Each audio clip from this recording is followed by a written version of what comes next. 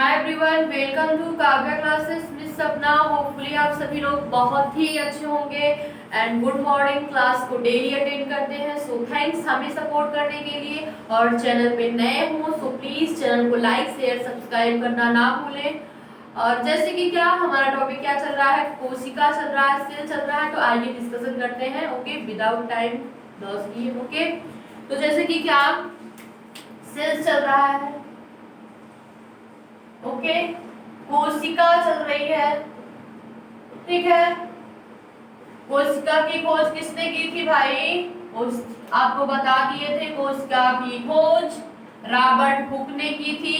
और किसमें? Dead cell में इन्होंने देखा था। ओके, ये सारी चीजें आपको बता दिए थे, जस्ट आपसे पूछ रहे थे, कमेंट में जरूर बताइएगा।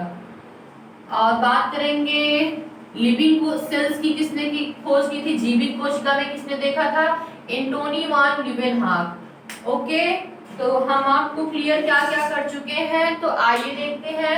फर्स्ट हम आपको माइक्रोकार्डिया बता दिए, ओके, एंड फिर आपको क्या बताए? गोल्गी बॉडी बता दिए।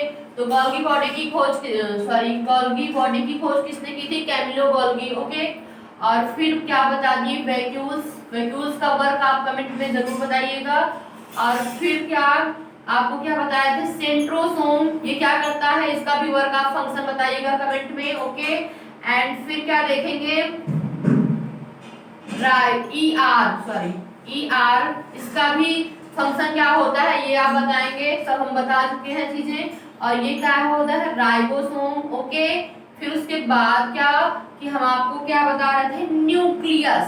Okay, nucleus. और इसके जो फादर जी कौन है भैया, जो संभालते हैं इनको, कौन है? लाइसोसोम। ठीक है, तो जैसे कि क्या एज ए सेल, हम सेल में इतनी सारी चीजें होती हैं जो कि हम आपको क्या किए बता दिए हैं। ओके, देन हम क्या देखेंगे कि जैसे कि क्या न्यूक्लियस के बारे में थोड़ा सा डिस्कशन कर रहे थे, ठीक है, वो तो करेंगे। लेकिन पता है क्या होता है कि जैसे अभी हम आपको बताएं, आप एक बाल्टी लेते हैं, ठीक है, और उसमें आप चम्मच भी डाल दिए, ग्लास भी डाल दिए, थाली भी डाल दिए, और चलाने वाला पलटा चिमटा सब एक ही उसमें डाल दिए आप क्या बाल्टी में। और जब उसको लेंगे तो बाल्टी क्या होगी?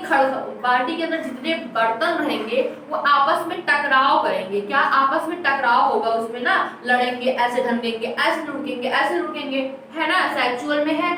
तो उसी के अकॉर्डिंग कि सोचिए, ये भी तो सभी ऑर्गन ही है, लाइसोसोम, माइक्रोकार्डिया, गोल्गी बॉडी, वैक्यूल, सेंट्रोसोम, ये सारे ऑर्गन ही तो है। और आप ही सोचिए, अगर ये क्या हुआ कि सेल में, फिर तो इनमें भी क्या होता है? आपस में घमासान कह सकते हैं इसको। घमासान का सही है कि आपस में टकराव तो हो रहा है ना। अगर सेल है, कोशिका, छोटी सी कोशिका है, इतने सारे उसमें अंग है उसके, ठीक है, और सोचिए आपस में क्या ये लड़े भिड़ेंगे? नहीं लड़ेंगे भिड़ेंगे, ठीक है। तो इसलिए इसमें एक द्रव भरा होता है, क्या? लिक्विड, एक बहुत डार्क लिक्विड डाला जाता है, जिससे क्या होता है? ये अपनी अपनी सतह पर लगे रहते हैं। इट मींस अपनी ही जगह पे ये रहते हैं। तो उस लिक्विड का क्या नाम है? तो बात करेंगे साइटो, क्योंकि सेल में डाला जा रहा है, पूरी कोशिका में साइटो। और प्लाज्म मींस क्या होता है? द्रव, ठीक। तो क्या होता है? साइटोप्लाज्म। अगर हम बात करेंगे क्या? साइटोप्लाज्म, ठीक है, साइटोप्लाज्म होता है, इसे बोलते हैं जीव द्रव्य। ठीक है, क्या? जीव द्रव्य। अब सोचिए, इस पूरी कोशिका में, ठीक है, इस पूरी कोशिका की बात करेंगे कि तो हम बनाए ही नहीं सिर्फ कोशिका वृत्ति नहीं बनाए। आप लोग भी कंफ्यूज हो जाएंगे अभी, ठीक है, तो डोंट कंफ्यूजन, कोई भी कंफ्यूजन नहीं होनी चाहिए, ये हमारी सवाल है, ठीक है। फिर हम आपको बात क्या कर रहे थे कि ये बर्तन एज एग्जांपल आपको क्या दिए कि ये आपस में टकराव ना करें। भाई इतने ऑर्गन है तो टकराव करने का तो पूरा वही है ना कि सेल्स है, इतनी छोटी कोशिका है और इतने ज्यादा अंग है। अगर ये आपस में टकराव करेंगे तब तो टूट फूट जाएंगे ना। जैसे बर्तन तो मान लीजिए नहीं टूटेगा, लेकिन अगर बात करें कप है, उसमें कप, चाय पीने वाला कप, ठीक है, अगर वो इकट्ठा अगर है तो बाल्टी ऐसे लेके जाएंगे तो वो ऐसे ऐसे लुढ़केगा और उसका जो पकड़ने वाला हिस्सा होगा वो टूट जाएगा। उसी के अकॉर्डिंग ये है, अगर ये आपस में टकराव किए तो क्या हो जाएगा, टूट जाएंगे। तो इसलिए इसमें एक लिक्विड भरा होता है, बहुत डार्क होता है।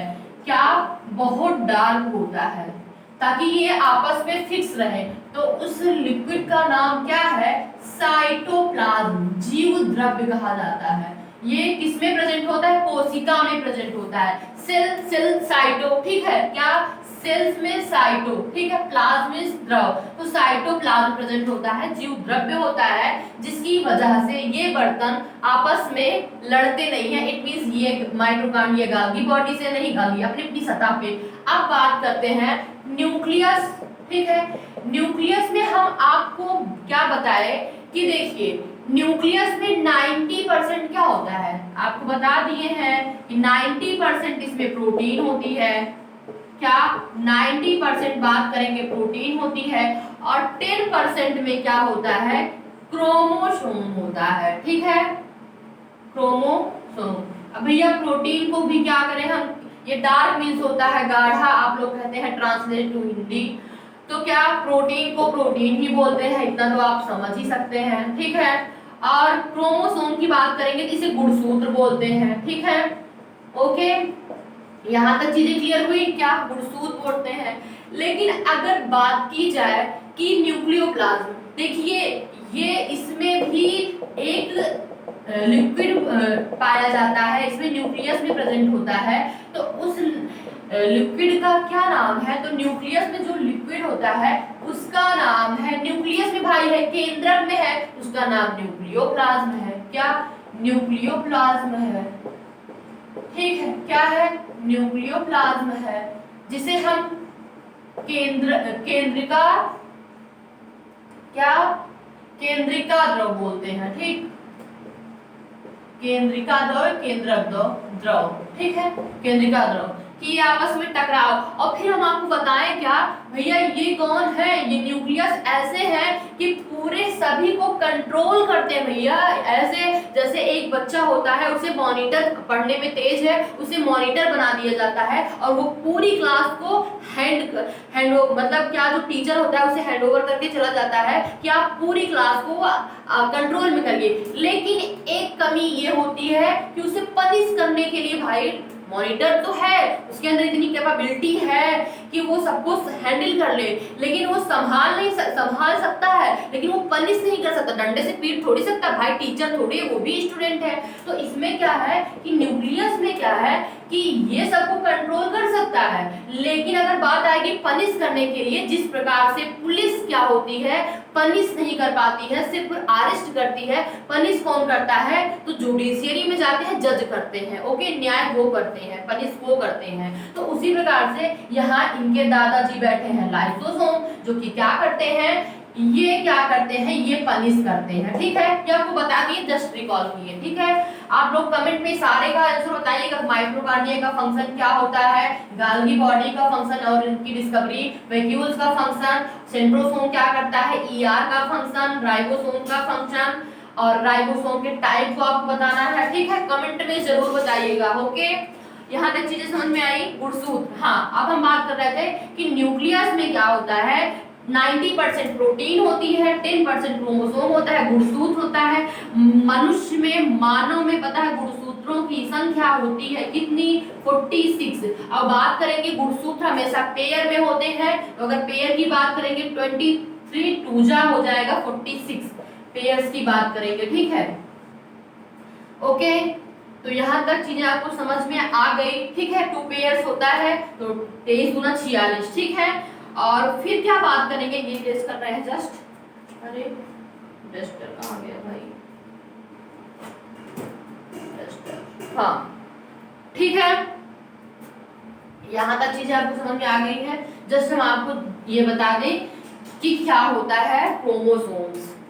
सबसे पहले हम क्या देखेंगे, क्रोमोसोम की बात करेंगे, गुणसूत्र की बात करेंगे, ठीक है। अगर बात करेंगे गुणसूत्र की, तो इसका स्ट्रक्चर कुछ ऐसे होता है, ओके। इसका स्ट्रक्चर, ठीक,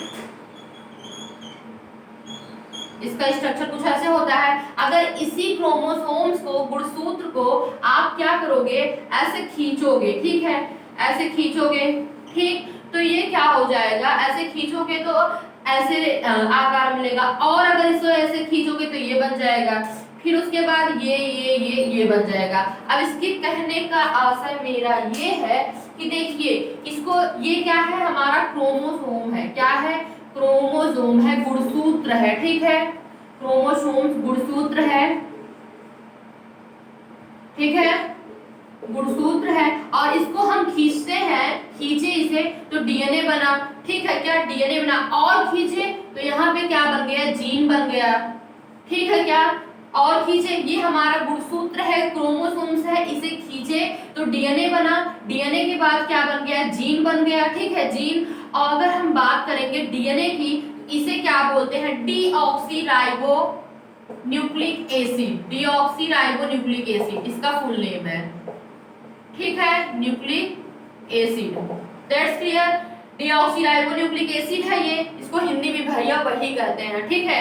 और फिर हम बात करेंगे कि इसी में क्या प्रेजेंट होता है, न्यूक्लियोटाइड जो होते हैं, क्या, एडेनिन, गुआनिन, थायमिन, साइटोसिन, ये सारी चीजें यहाँ पे प्रेजेंट होती है, ठीक है, ये आपको जस्ट हम बता रहे हैं जीन। अब हम क्या देखेंगे कि ये कैसे, क्या इसका सिस्टम क्या है इसका, अगर हम बात करेंगे, क्रोमोसोम्स बना, ठीक है, क्रोमोसोम्स बना, फिर क्या, इससे डीएनए बना, डीएनए से जीन बना, ठीक है। अगर हम बात करेंगे गुणसूत्र की, ठीक है, यहाँ तक चीजें आपको समझ में आई। फिर अगर इसको ऐसे यहाँ पे दोबारा रिटर्न ले जाएंगे तो ये ऐसे कुछ रूप बन जाएगा इसका, ठीक, ऐसे, ये देखिए ये फुल क्रोमोसोम्स बन जाएगा, गुणसूत्र बन जाएगा। और जैसे हम बात करेंगे बैक्टीरिया में वन गुणसूत्र होता है, और आलू में और चिंपैंजी में होता है 48 होता है, ठीक है, सब लिस्ट आपको हम अभी कल बता देंगे, नो इशू, ठीक है, यहाँ तक चीजें आपको समझ में आई। और अगर हम बात करेंगे डीएनए की, सबसे पहले डीएनए देखा किसने था, तो उनका नाम है कार्लसबर्ग, ठीक है, किसने देखा था, कार्लसबर्ग ने देखा था, ओके, ठीक है। और फिर अगर हम बात करेंगे डीएनए मॉडल किसने दिया था, ये जो डबल हेलिक्स का मॉडल किसने दिया था, वाटसन एंड क्रिक ने दिया था, किसने दिया था, वाटसन एंड एवं क्रिक ने दिया था। और अब बात करेंगे जीन की, जस्ट याद कर लीजिएगा, जीन किसने दिया, जीन की खोज किसने की, तो जॉनसन ने किया था, क्या, जॉनसन ने किया था। होपफुली आपको ये सारी चीजें बहुत ही अच्छे से समझ में आ गई, नो डाउट कि इसमें कोई कंफ्यूजन होगी आपको। और जितने लोग भी कमेंट ये कर रहे हैं कि मैं ट्रांसलेट टू हिंदी, तो मैं सब कुछ तो भैया लिख रही हूँ, सब कुछ लिख रही हूँ भैया। न्यूक्लियोप्लाज्म केंद्रिका द्रव, केंद्रक द्रव, ठीक है, क्योंकि न्यूक्लियस मींस क्या होता है, केंद्रक, प्लाज्म मींस द्रव होता है। क्रोमोसोम्स की बात करेंगे मींस गुणसूत्र, डीएनए का DNA deoxyribo nucleic acid, cytoplasm means क्या होता है, जीवद्रव्य, जो कि इसमें सेल में भरा होता है ताकि ये सारे सेल आपस में टकराव ना हो इसमें, ठीक है। और फिर हम आपको क्या बताएं कि गुणसूत्र कितने हमारे 46 होते हैं। गुणसूत्र ही निर्भर करते हैं कि हमारे कौन कौन से पार्ट बन रहे हैं। यही गुणसूत्र की संख्या अगर रही, अच्छी संख्या रही, इट मींस 46 रही, तब सारे पार्ट हमारे बन जाते हैं। और इसी की कमी हो जाती है एक गुणसूत्र की, तो हमारी कहीं आंखें नहीं बनेंगी, या फिर कहीं किडनी में कुछ और हो जाएगा, मतलब कोई प्रॉब्लम, कुछ एक पार्ट होगा जो नहीं बन पाएगा। और बढ़ जाएगा तो जो देखा है आपने छंगुल 6 उंगलियां, तो उसमें क्या होता है, बढ़ जाते हैं, क्रोमोसोम्स बढ़ गए, उनका नंबर, तो एक्स्ट्रा ऑर्गन उनमें जुड़ गए, बस यही मुद्दा है, ठीक है। तो यहाँ तक चीजें आपको एकदम क्लियरली समझ में आ गई, मुझे पता है, नो डाउट, ओके।